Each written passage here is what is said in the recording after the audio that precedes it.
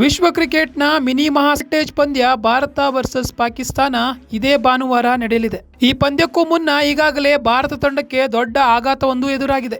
Ireland ವಿರುದ್ಧದ ಪಂದ್ಯದಲ್ಲಿ ನಾಯಕ ರೋಹಿತ್ ಶರ್ಮಾ ಕೈಗೆ ಗಾಯ ಮಾಡಿಕೊಂಡಿದ್ದು, ಮುಂದಿನ ಪಂದ್ಯದಲ್ಲಿ ಅವರು ಕಣಕ್ಕಿಳಿಯುತ್ತಾರಾ ಇಲ್ಲವಾ ಅನ್ನುವಂತಹ ಅನುಮಾನ ಮೂಡಿದೆ. ಈ ಬಾರಿಯ ವಿಶ್ವಕಪ್ ಟೂರ್ನಿಯ ಆರಂಭಿಕ ಪಂದ್ಯದಲ್ಲಿಯೇ ಅಮೆರಿಕ ತಂಡಕ್ಕೆ ಪಾಕಿಸ್ತಾನ ಶರಣಾಗಿತ್ತು. ಇನ್ನು ಐರ್ಲೆಂಡ್ ವಿರುದ್ಧದ ಮೊದಲ ಪಂದ್ಯದಲ್ಲಿಯೇ ಗೆಲುವು ಸಾಧಿಸುವ ಮೂಲಕ ಭಾರತ ತಂಡ ಭರ್ಜರಿ ಲಯದಲ್ಲಿದೆ. ಇನ್ನು ಸೂಪರ್ 8 ಹಂತಕ್ಕೆ ಕೂಡ ಲಗ್ಗೆ ಇಡುವಂತಹ ವಿಶ್ವಾಸದಲ್ಲಿ ಭಾರತ ತಂಡವಿದೆ. ಇದೇ ಹೊತ್ತಿನಲ್ಲಿ ರೋಹಿತ್ ಶರ್ಮಾ ಅವರ ಕೈಬೆರಳು ಗಾಯ ತಂಡಕ್ಕೆ ದೊಡ್ಡ ತಲೆನೋವು ಉಂಟು ಮಾಡಿದೆ. ಐರ್ಲೆಂಡ್ ವಿರುದ್ಧ ನಡೆದ ಮೊದಲ ಪಂದ್ಯದಲ್ಲಿ ನಾಯಕ ರೋಹಿತ್ ಶರ್ಮಾ 37 ಎಸೆತಗಳಲ್ಲಿ 52 ರನ್ ಬಾರಿಸಿದ್ದರು. ಈ ವೇಳೆ ವೇಗಿ ಜೋಶ್ ಲಿಟಲ್ ಅವರ ಎಸೆತವು ರೋಹಿತ್ ಕೈಬೆರಳಿಗೆ ಬಲವಾಗಿ ತಾಗಿ ಗಾಯಗೊಂಡಿದ್ದಾರೆ. ಇದರಿಂದ ಪಂದ್ಯದ ಮಧ್ಯದಲ್ಲಿಯೇ ರೋಹಿತ್ ಮೈದಾನವನ್ನು ತೊರೆದಿದ್ದರು.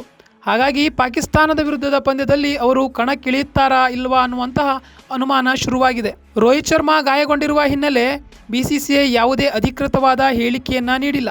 ಒಂದು ವೇಳೆ ರೋಹಿತ್ ಪಂದ್ಯಕ್ಕೆ ಅಲಭ್ಯರಾದರೆ ಉಪನಾಯಕ ಹಾರ್ದಿಕ್ ಪಾಂಡ್ಯ ಭಾರತ ತಂಡವನ್ನು ಮುನ್ನಡೆಸಲಿದ್ದಾರೆ. ಆರಂಭಿಕನಾಗಿ ಯಶಸ್ವಿ ಜೈಸ್ವಾಲ್ಗೂ ಕೂಡ ತಂಡದಲ್ಲಿ ಸ್ಥಾನ ಲಭಿಸುವ ವಿಶ್ವಾಸ ಕಂಡುಬಂದಿದೆ. T20 ಕ್ರಿಕೆಟ್ನಲ್ಲಿ ಪಾಕಿಸ್ತಾನದ ವಿರುದ್ಧ ರೋಹಿತ್ ಶರ್ಮಾ ರೆಕಾರ್ಡ್ಸ್ ನಿಜಕ್ಕೂ ಕೆಟ್ಟದಾಗಿದೆ. ಆಡಿರುವ 6 ಪಂದ್ಯಗಳಿಂದ ರೋಹಿತ್ ಶರ್ಮಾ ಗಳಿಸಿರೋದು ಕೇವಲ 68 ರನ್ನುಗಳನ್ನು ಮಾತ್ರ. ಆದರೂ ಕೂಡ ತಂಡ ಮುನ್ನಡೆಸಬೇಕಾದ ಕ್ಯಾಪ್ಟನ್ ಇಲ್ಲದಿರುವುದು ನಿಜಕ್ಕೂ ಭಾರತ ತಂಡಕ್ಕೆ ಹಿನ್ನಡೆ ಉಂಟು ಮಾಡಲಿದೆ.